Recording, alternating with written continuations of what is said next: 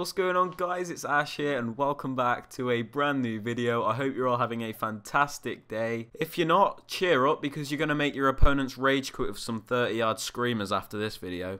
Trust me. As you can probably tell, if you have an IQ higher than 6, we are doing a long shot tutorial today. But before we get into the tutorial, I need to address something, okay? How on earth has this happened? It is absolutely beyond me. It all started just because I seemed to make this one video which just completely blew up, and since then I've just had thousands of people tuning into my channel, and it just means so much to me. That's all I've ever wanted on this site, to have people enjoying my content. But yeah, I just thought it was really necessary to say thank you for that, and all I can ask is that you just continue your support, because as the channel grows, my videos are going to be able to progress because of the equipment and stuff like that. And yeah, today's video is on long shots, and I'd appreciate it if you could all smash a like, subscribe to the channel if you are new, and don't forget to turn on notifications so you never miss out on any videos like this one. And with that said, let's get into it. So you don't need me to remind you that long shots are completely broken this year. Anybody can seem to score them, and by that I mean any player. Like, I kid you not, I saw someone on Twitter upload a video of Manolas, the centre back with 19 shooting, scoring a 30-yard volley in FUT Champion. And the thing which seems to be bothering so many people is that long shots can dictate a game.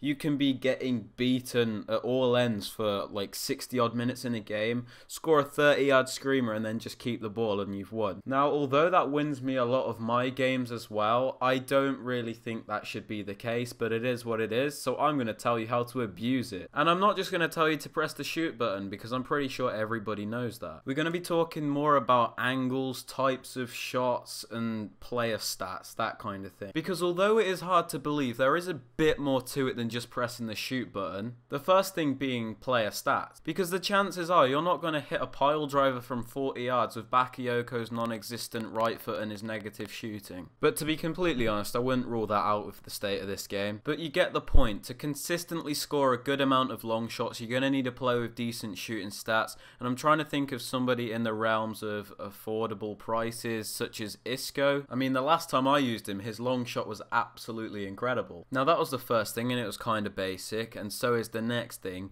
where you actually have to know what foot the player is. And I know that sounds like such a stupid thing to say, but so many people actually don't know what foot their players are. I kid you not, someone in the comments thought Griezmann was right-footed and told me to put him on the right instead of the left. So again, that is another important thing. You need to be using the player's preferred foot, otherwise you're not going to score at all. Unless you get lucky or the player has a 5-star weak foot, which we'll explain in a bit. But yeah, they're the two basic things, so using the player's preferred foot and getting a player with decent shooting stats in the first place. Now, moving on to the more advanced things, you need to really take a touch with your players before shooting most of the time, otherwise it massively decreases the accuracy and the shot often just balloons over the bar. This doesn't happen all the time, but it does happen quite a lot. Like, I have scored a few goals where I hit it first time, but for the most part you need to take a touch. Now, for the next thing, I'm going to use some examples to help me explain, because it's about how the angles link to the shot type. So we're talking about finesse shots and normal driven shots. I just want you to watch this goal I score with Messi, because I feel like it's going to give you a better understanding of when and when not to use certain shot types.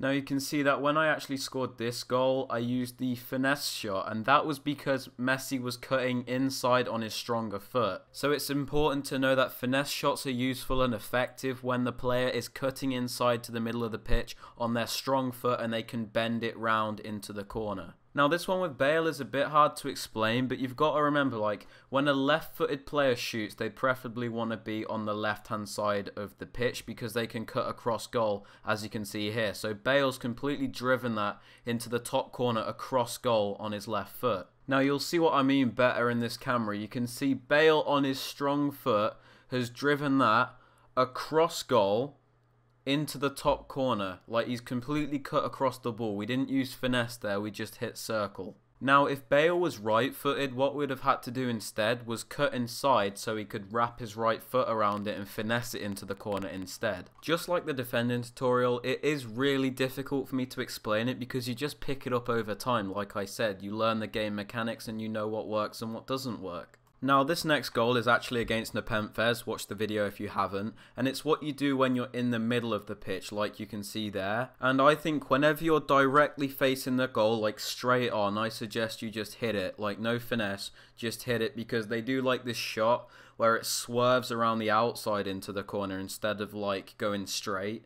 You can see it here, you'll see what I mean, it's like swerved and the keeper just gets nowhere near it. And I think that's the issue which many people have with the goalkeepers this year and long shots in general. Keepers get nowhere near any long shot which is on target, and it kind of just feels like anyone can score from anywhere. But at the same time, if a player does have really good long shots, I don't see why they shouldn't be able to score them. Do you know what I mean? It's one of them situations where EA are in a lose-lose. If they patch it, people will complain because their Ronaldos aren't scoring anything from over like outside the edge of the box, and if they don't patch it, people will cry anyway, so it's like, what do they do? But anyway guys, the next thing we're going to talk about is shot power and like how much you should put into it. And I'm going to struggle to give you specific recommendations because things vary, such as the player shot power, the distance, but I can say for shots on the edge of the box, you're aiming for around 2.5 bars of power or 3 pushing it. Now the next thing, I know it sounds strange to say this, but you've got to be making sure you're facing in the right general direction. So by this I mean not facing towards your own goal and doing that shot where you spin around and kick it, because you will get neither the shot power or the shot accuracy, and you'll do that shot where it just like fluffs up into the air. So yeah, you don't want to do that. Now if you are wondering why players with 5-star weak foot are so in demand and are so popular like Son, then just take a look at this next clip and remember that Son is a right-footed player. So you can see we win the ball with Bakayoko, do a nice chip through ball, a lovely headed touch for him, and bang on his left foot. Like,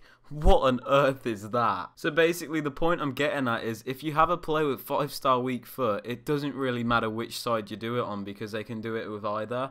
Now if you remember the clip I used for Dembele in the intro, he's actually left-footed and absolutely hit one with his right foot. So let's recap everything we've been over just to make sure you get it. So first of all, remember that you need a player with good long shots, like a good enough stat like 80 or something. And this is so you can pull off long shots consistently and they're more effective in the long run. Because if you're able to score long shots consistently, you can make it part of your game, making you an even more unpredictable player. The next thing we spoke about was making sure you're using the player's preferred foot. So like Griezmann, you'd use his left foot, Isco, you'd use his right foot. You get what I mean? It sounds basic, but like I said, some people don't check the feet of their players. We also mentioned that if you're cutting inside of the pitch on your player's strong foot, make sure you finesse it so you can bend it around the goalkeeper into a corner, because this is basically unstoppable most of the time. I'm not gonna lie, it's like the keepers don't have a save animation for it. It's like if you finesse it in a certain place, the keeper will just sit down or something. It doesn't really make any sense. We spoke about how to drive your shots and which places they're most effective. So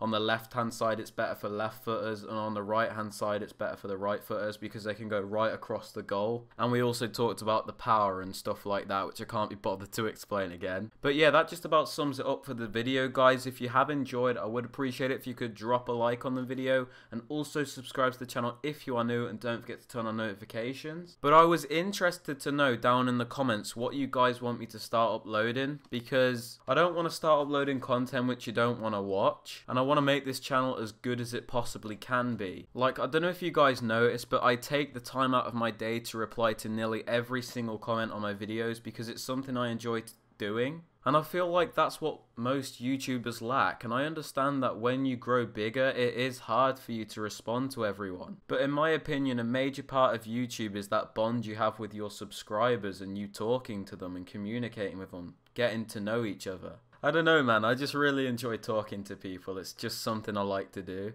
And I kind of just think it's awesome that people are asking me, of all people, for advice in the game. And in my opinion, like, when somebody's written like one whole paragraph and took a while to write it, I feel like it's rude not to reply to it. Anyways, guys, I would like to thank you for 5,000 subscribers yet again. That I just can't get that out of my head. It's just absolutely amazing. And yeah, guys, I hope you enjoyed the video. Have a very, very good day, and I'll catch you all later.